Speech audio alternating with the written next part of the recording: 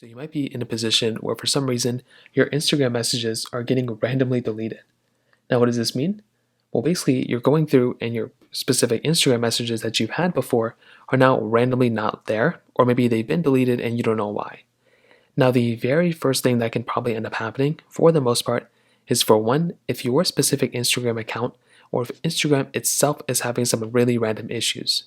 So what I can do, or what I would recommend doing, is going inside of your internet browser and going to a website like downdetector.com, isitdownrightnow.com, one of those types of websites. It doesn't even have to be these ones, it can be literally any website out there.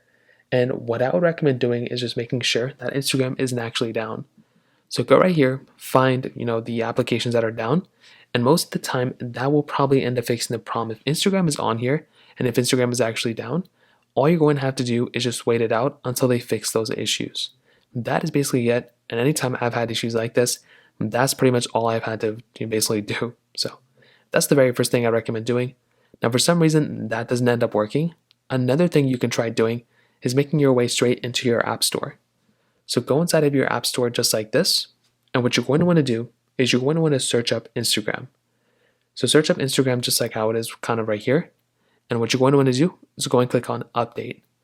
Now, if your Instagram application is very, very outdated, there can be times where some Instagram message stuff gets updated, and sometimes you may not be able to see it on your end. There was a really big change that happened, I think like a year and a half ago, where people needed to change their messenger and all that other stuff.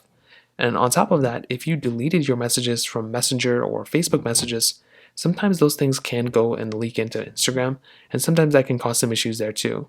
It's not every time, but that's another option that can kind of happen. So those are pretty much the main ways to go and fix this problem. If you have any other thoughts or questions, let me know in the comment section below. Hit the like button, that would mean so much, but definitely hit that subscribe button.